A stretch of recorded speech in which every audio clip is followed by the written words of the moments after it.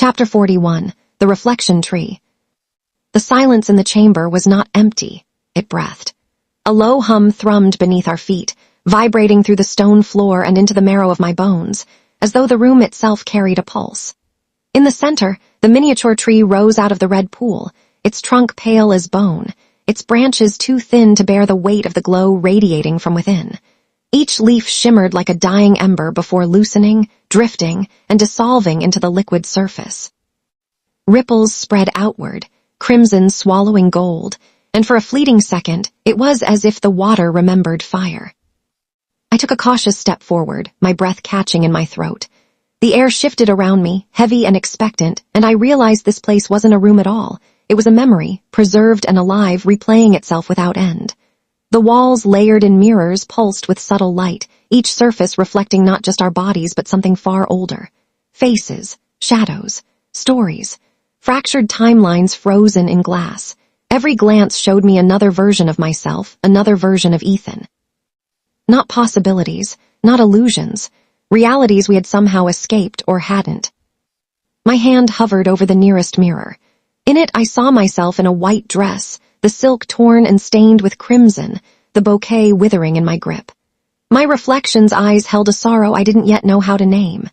Another mirror showed Ethan with a dagger clutched tight, his shirt soaked with blood that wasn't his own. His face was hollow, broken, his knuckles white as he held onto something he'd already lost. My knees weakened as I moved from mirror to mirror. Each reflection dared me to look away, but I couldn't.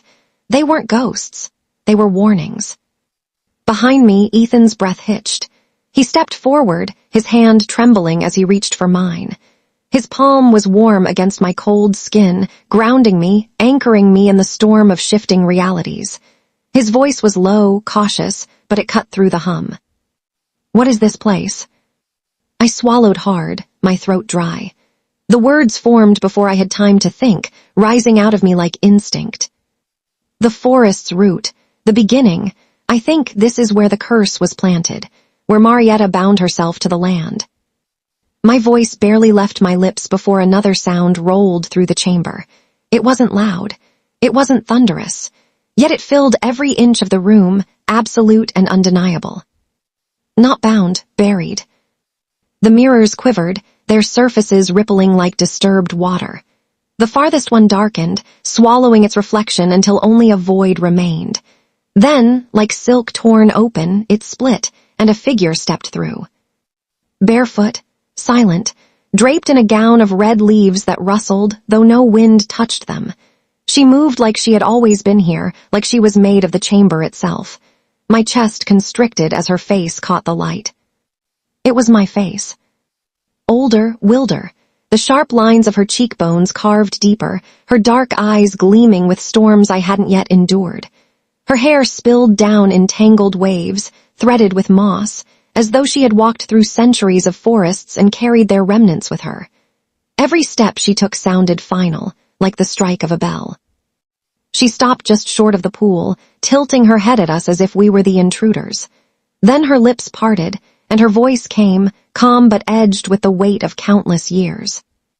"I am what remains," she said, "the part of you that remembers everything you've tried to forget." Her gaze locked on mine, and it was like staring into a storm contained behind glass. My lungs burned as though I'd been holding my breath all my life. I wanted to deny her, to call her a reflection, a trick, but something in my bones told me the truth. She wasn't a stranger. She was me. Chapter 42. The Trial of Memory. The echo moved like smoke around me, her presence heavy yet untouchable, as though she were carved from the marrow of the forest itself. Her eyes, my eyes, but older, darker, glimmered with truths I wasn't sure I wanted to face. She was me and not me, the sum of every ray who had walked these woods, who had bled, who had chosen, who had lost. A chorus of history, sharpened into one voice. "You broke the pattern," she said, her words low and final, carrying a weight that pressed against my chest. Her gaze flicked to Ethan, then back to me, as if daring me to deny it. "You loved him enough to take his place, but even sacrifice has a cost." The chamber breathed with her. Each mirror quivered, showing fragments of past lives like broken glass, Ray in chains, Ray at an altar. Ray was lying lifeless in a bed of leaves. Every vision cut at me, sharp and relentless. I forced myself to meet her stare. What cost? Her lips curled into something between pity and warning. You're still alive. The words struck deeper than any blade. Which means the forest isn't finished with you. Ethan stepped in front of me, his jaw set tight, his hand clenching at his side as if ready to fight a ghost. If it's me you want. The echo's head snapped toward him. Her hair whipped with the movement, leaves falling from the strands like autumn rain. It's never been about you, she hissed. You were the anchor, but she... Her finger leveled at me, cold and steady. She is the vessel. Behind her, the tree at the center of the chamber pulsed, glowing brighter, as if its heart had quickened. The pool rippled outward, shattering its reflection. One of the mirrors along the wall cracked down the middle with a deafening shatter, its pieces scattering across the floor like fallen stars. A sudden wind screamed through the chamber, dragging at our clothes, lifting crimson leaves from the water and flinging them into the air. They spun around us, fragments of time itself breaking loose. You must choose, the echo said, her voice no longer just a voice but an echoing vibration that lived inside my bones. Her form blurred, becoming less solid, as if she were made of memory alone. Let the forest consume the past and forget everything, him, this love, this town. Every trace erased as if none of it ever was, or become its keeper. Carry every memory forward, pain and all, for as long as you breathe. The words lanced through me. To forget Ethan, forget the fire in his touch, the sound of his laugh, the way his eyes held me together when I was falling apart. It felt like tearing out my own soul. But to carry it all, every wound and every scar, was to chain myself to a grief that would never end. My throat closed. My heartbeat thundered, each beat like a drum leading me to war. Ethan turned to me, his face pale in the light of the burning tree, his eyes searching mine. He wanted to speak, to beg me one way or another, but he didn't. He knew this was mine alone. And if I refuse, I forced the words out, though my voice was shaking. The echo stepped closer until her breath mingled with mine.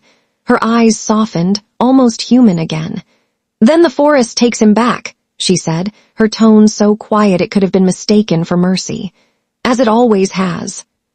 The chamber fell still, the silence more terrifying than the storm. The broken mirrors gleamed like scattered futures, and I realized all of them were waiting for me. Chapter 43, Keeper of Flame. The pool rippled as though it could sense my hesitation, its surface alive with trembling light that beckoned me closer. My own reflection wavered there, not just mine but 100 different shadows layered on top of one another, ghostly outlines that shifted and bled into one another. When I leaned in, I saw pieces of myself at every age, child, daughter, granddaughter, wanderer, lover, all flickering like fading lanterns in the water. My throat tightened. The glow spread wider, scenes unfolding in the shifting ripples. Ethan's laugh rang faintly in my ears, and I saw him leaning back against a sunlit tree, his smile effortless. Then my mother appeared, her lips moving in the lullaby she used to sing when storms rattled the windows at night. Gran followed, her voice rich with warmth, her hands weaving stories of the forest as though each word was a thread stitching the world together. I saw the first sketch I had ever drawn of these woods, my childish scrawl capturing branches that seemed too large for the paper. Each memory, fragile and shimmering, rose like fireflies, alive for only a breath before flickering into another. I reached out with shaking hands, though I knew I could not touch them. Tears blurred my sight. These were pieces of me, scattered like embers in the wind. To let them burn out would mean letting go of everything, Ethan, my family, the life that had shaped me. The echo's words pressed against my ribs like stone. Forget and find release. Remember and carry the weight forever. The decision seemed too vast for a single human heart, but my heart was already speaking before my mind caught up. I don't want to forget, I said, my voice breaking into the cavern's stillness. The echo's figure shimmered at the edge of my vision. She tilted her head, her expression softer now, almost reverent. Her whisper came like the rustle of leaves through an endless forest. Then remember. The great tree that stood sentinel at the chamber's center groaned like a wounded giant. A crack thundered through its trunk, splitting bark that had stood for centuries. From the rupture poured light, pure, unyielding, alive. It was not fire, yet it burned with intensity greater than flame.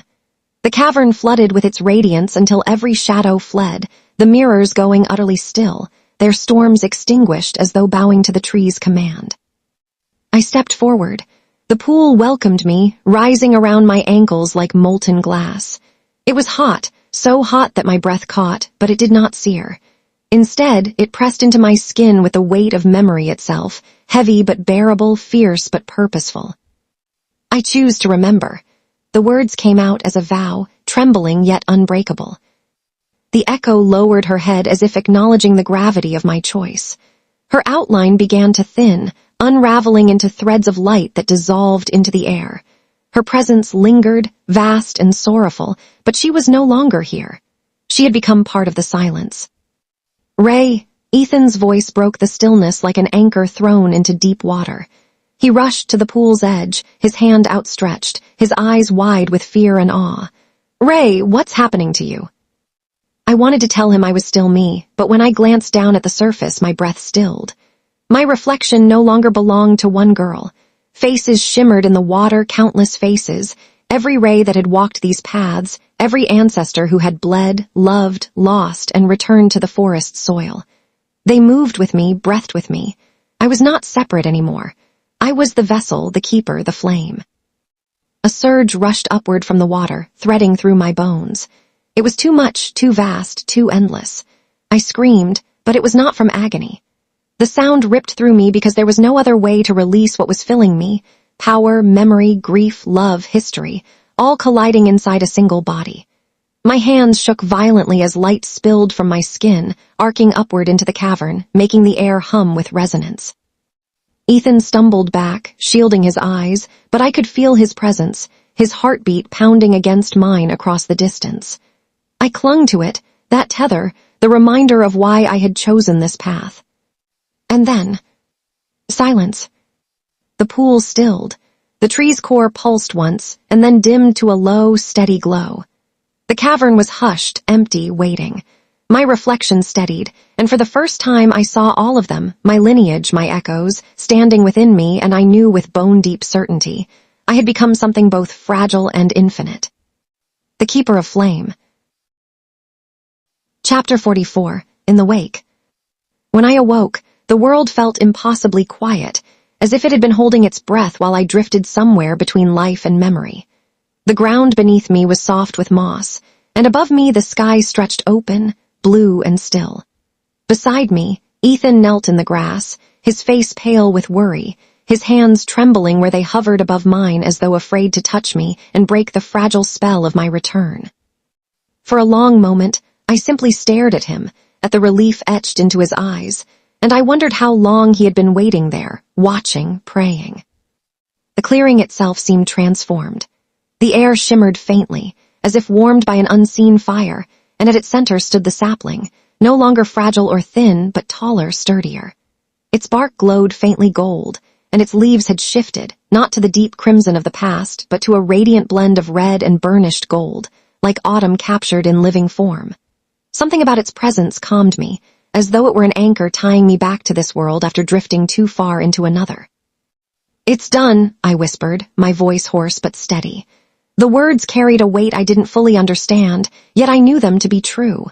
The sapling had grown, and so had I. The bond was sealed.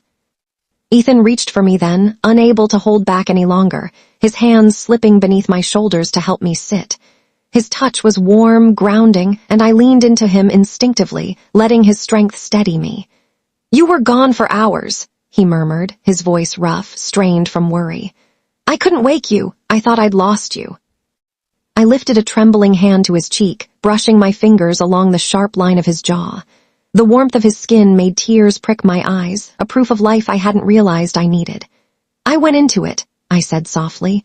"The forest, I saw everything, all of it, every memory, every voice. It was overwhelming, but—" I swallowed, feeling the truth settle in my chest. "I'm still here." Ethan's gaze searched mine, filled with awe and something that felt like fear of losing me even now. His hand covered mine where it rested against his cheek, his thumb stroking over my knuckles. "You're glowing," he whispered, as though the words themselves were fragile and might break if spoken too loudly. I laughed shakily, blinking back the blur of tears. "I know!" And I did. I could feel it beneath my skin, a faint pulse of warmth that wasn't entirely my own, as though the forest had left a light inside me. It wasn't frightening. It was a reminder of what had been given and of what I now carried. We rose slowly, my legs unsteady at first, and began the walk back toward town. The path seemed gentler somehow, less twisted, as though the forest itself had eased its grip on the world. Ethan never let go of my hand, and I clung to him as much for my own reassurance as for his. When the trees broke open and the first signs of the town appeared, I braced myself for change, for chaos, for silence, for something broken. But nothing had changed. Children still played in the streets, laughter rising freely. People smiled as we passed, their eyes soft with warmth as though they had never known fear. The bakery door stood open, and the sweet scent of cinnamon spilled out into the air, rich and familiar. For the first time in what felt like generations, the wind carried no whispers, no warnings from the forest. Life continued, untouched, unaware of what had shifted beneath the surface. That evening, when the world had quieted again and Ethan had finally fallen into a restless sleep, I found myself drawn back to the clearing. The sapling stood waiting, its slender trunk aglow with a faint inner fire. The clearing no longer felt haunted. It felt alive, renewed, as though the forest itself was breathing in harmony with me. I stepped forward and placed my palm gently against the sapling's bark. The wood was warm beneath my skin, humming faintly as if with a heartbeat. "You're safe now," I whispered into the stillness. The words felt less like a promise and more like a truth spoken aloud, carried by the air to the roots that stretched deep into the earth. For a moment, nothing happened. Then, with a soft ripple, a single bloom unfolded, a delicate red flower bursting into life against the gold of its leaves. It glowed faintly, impossibly beautiful, and I felt tears slide down my cheeks as I stared. It wasn't just a flower. It was an answer, a gift. I understood then, with a certainty that pierced me to my core. The forest had not taken from me. It had returned what I thought I had lost. Ethan's love, my own strength, the bond that wove us all together, it had given them back. And in exchange, it had left me with something greater. The bloom glowed brighter as though acknowledging me, and I pressed my forehead against the bark, letting my tears soak into its warmth. "Thank you," I whispered, though I knew the forest didn't need my words. It already knew my heart. The sapling stood firm, the flower blazing against its leaves, and I realized then that I was no longer simply Ray, the girl who once feared the shadows of the woods. I was something more now, tied to every root, every leaf, every whisper of wind through the branches. The forest had chosen me. And though it had given me back my love, it had made me its guardian. Chapter 45, Echoes Made Flesh. The weeks drifted by with a quiet gentleness, as though the town itself was breathing easier now. The fear that once lingered in every gust of wind had dissolved, leaving only warmth in its place. Ethan began sketching again, his hands moving with a freedom I hadn't seen in years. He sat on the porch most mornings, the light falling across his face as if the sun had been waiting just for him. Each line of graphite he drew seemed to stitch him back into the world. And as for me, I found my rhythm in teaching at the school. Not just reading and writing, but the things that had nearly been forgotten, stories of the land, the patience of silence, the way trees had voices if one learned to hear them. I never spoke of the curse in full detail. Some truths would only haunt young hearts. But when the children sat cross-legged on the floor and leaned forward with wide eyes, I told them stories in riddles. Stories about rivers that remembered kindness, about roots that carried whispers, about a forest that once held its breath. They laughed, sometimes shivered, and sometimes asked too many questions, but I always ended by reminding them that the land is listening, always listening. And they seemed to understand. The sapling had long since ceased to be a sapling. It was a tree now, tall and commanding, its trunk slender but unyielding. Every few days its branches shimmered with flowers, sometimes red, sometimes gold. The townsfolk stopped questioning it. They baked bread, repaired fences, sang in the evenings, and let the miracle stand untouched. The tree became as natural as the seasons, a silent companion whose beauty was no longer strange but simply right. I often found myself drawn to it, lingering beneath its canopy after lessons, or when Ethan had fallen asleep on the porch. The leaves hummed sometimes, as if shifting in rhythms no breeze had stirred.